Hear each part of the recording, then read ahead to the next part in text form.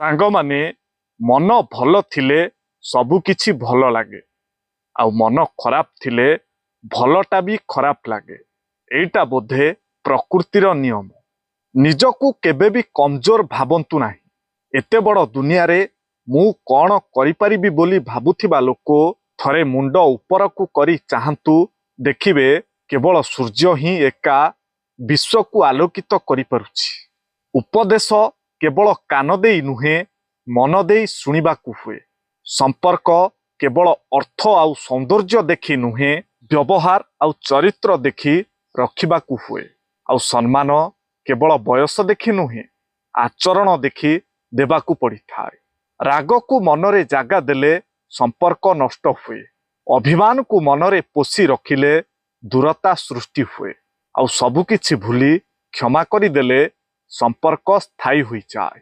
ସୁନ୍ଦର ଚେହେରା ଖୋଜ ନାହିଁ, ଏହା ଦିନେ ପୁରୁଣା ହୋଇଯିବ।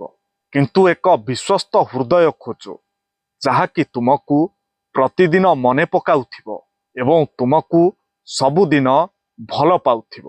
ବର୍ଷାର ଛୋଟ ଛୋଟ ବୁନ୍ଦା ଲଗାତାର ବରସିବା ଫଳରେ ଯେପରି ନଦୀ ହୋଇ ବୋହି ଯାଇଥାଏ, ଠିକ୍ ସେହିପରି ମଣିଷର ଛୋଟ ଛୋଟ ପ୍ରୟାସ ମଧ୍ୟ ଜୀବନରେ ବଡ଼ ପରିବର୍ତ୍ତନ ଆଣିଦେଇପାରେ। ଆମ ଜୀବନର ନିୟମ ବି ଠିକ୍ କବାଡ଼ି ଖେଳ ଭଳି ହୋଇଥାଏ। ସଫଳତାର ଗାର ଛୁଇଁବା ସମୟରେ ହିଁ ଲୋକମାନେ ଆପଣଙ୍କର ଗୋଡ଼ ଭିଡ଼ିବା ଆରମ୍ଭ କରିଦିଅନ୍ତି। ଜଣେ ଶକୁନିର ମିତ୍ର, ଜଣେ ଶ୍ରୀକୃଷ୍ଣଙ୍କ ମିତ୍ର। ମିତ୍ରତାର ଫଳାଫଳ ସମସ୍ତଙ୍କୁ ଜଣା। ତେଣୁ ବୁଝି ବିଚାରି ମିତ୍ରତା କରନ୍ତୁ। ତେବେ ଏହି ଭିଡ଼ିଓଟି ଆପଣଙ୍କୁ କିପରି ଲାଗିଲା, କମେଣ୍ଟରେ ଆପଣଙ୍କର ମୂଲ୍ୟବାନ ମତାମତ ଦେବାକୁ ଜମାରୁ ଭୁଲନ୍ତୁ ନାହିଁ। ଆଉ ଯଦି ଭିଡ଼ିଓଟି ଆପଣଙ୍କୁ ଭଲ ଲାଗିଥାଏ ତାହେଲେ ନିଶ୍ଚୟ ଗୋଟିଏ ସେୟାର କରିବେ। ସାଙ୍ଗମାନେ, ଜଣେ ନାରୀ ଭିତରେ ହିଁ ସବୁଠାରୁ ଅଧିକ ଯନ୍ତ୍ରଣା ସହିବାର କ୍ଷମତା ଭରି ରହିଛି। ଛୋଟବେଳେ ଭେଦଭାବର ଯନ୍ତ୍ରଣା ଠାରୁ ଆରମ୍ଭ କରି ଶାଶୁ ଘରେ ଦୁଃଖ କଷ୍ଟର ଯନ୍ତ୍ରଣା ପର୍ଯ୍ୟନ୍ତ। ହେଲେ ସିଏ କେବେ ଭାଙ୍ଗି ପଡ଼େ ନାହିଁ।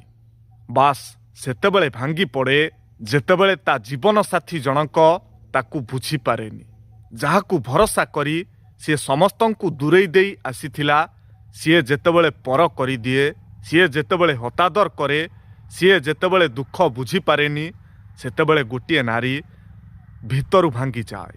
ଅସହ୍ୟ ଯନ୍ତ୍ରଣାକୁ ସହ୍ୟ କରିବାର କ୍ଷମତା ରଖୁଥିବା ନାରୀଟିଏ ସେତେବେଳେ ତା ଦୁଃଖକୁ କାହାକୁ କହିପାରିନଥାଏ।